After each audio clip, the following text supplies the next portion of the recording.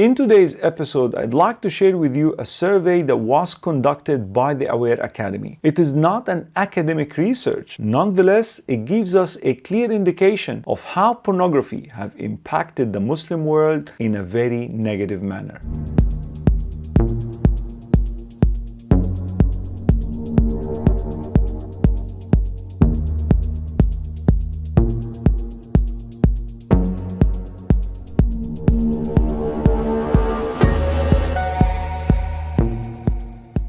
Welcome back everyone to the Aware Academy channel. You are watching Pandemic. This is the last episode in which we're going to discuss academic research about the harmful impact of pornography. But don't worry, we shall return in 2 weeks' time with Pandemic with the solution in mind. Now, let me share with you the history and the result of this survey. The Aware Academy over the years has been training people from across the globe on how to, number one, get rid of porn addiction, and number two, how to help others get rid of porn addiction. And while conducting our signature workshop titled 50 Shades of Hope, and by the way, you can contact us if you wish to receive the same training online or on-site when COVID is over. Anyways, the workshop was organized in various cities around the world, but this survey was conducted in 4 countries only, and participants who took part in this survey were Muslims, males and females. The countries were Philippines, Hong Kong, Sri Lanka and Indonesia. 1,093 across these 4 countries have participated and answered 6 questions. These questions are: before this event, were you aware of the harmful impacts of pornography? Across the 4 countries, over 60% of the participants acknowledged that yes, before coming to the event to listen about the harmful impact pornography, they already knew that pornography is harmful. And that tells us that people wanted to know how to get rid of that problem, how to get the necessary knowledge to extract this evil from our society. Question number 2. If you have children, do you allow them to use internet devices, if they have any, in their bedrooms? Once again, a very similar result was found across the 4 countries, with over 70% of the participants said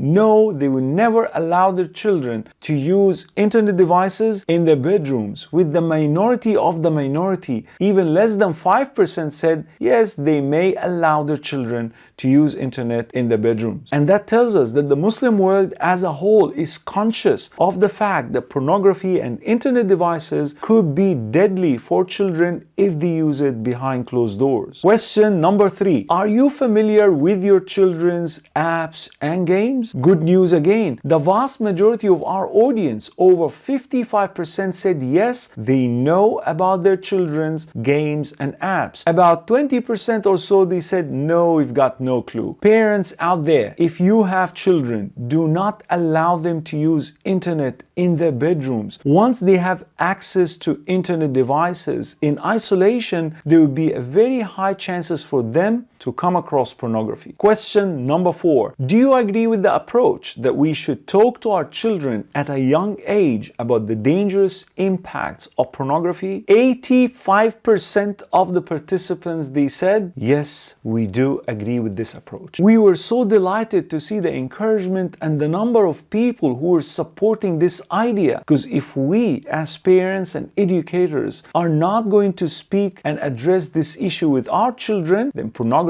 will do the job instead. Question number 5. Do you agree that a taboo issue like pornography should be discussed in public? Once again, we can never thank the participants enough who understood the seriousness of the matter. Nearly 90% of the participants have agreed that we should address the issue of porn harms in public. And finally, question number 6. Have you come across any people in your network who have struggled or currently struggling with pornography and or undesirable sexual addiction? And as we have expected, over 77% of the participants said yes. And we are assuming that either they themselves were addicted to pornography or they have struggled with their loved ones, maybe with their children or with their husbands and so on and so forth. The bottom line is, as we all know by now, pornography is super prevalent and we need to battle this plague, otherwise it will take over the next generation and many generations to come. As I said in the beginning of this episode, we will take a break for 2 weeks and then we will come back with pandemic, but with a solution in mind. We will start addressing the issue from a recovery perspective. We will share tips and tricks based on our experience and knowledge for those people who are still struggling with pornography addiction. If you have found this episode and the previous ones are beneficial, kindly share them, subscribe to our channel, do us a favor and subscribe to our channel, comment on the video below, and we'll see you in 2 weeks time with pandemic with a solution in mind. Stay safe.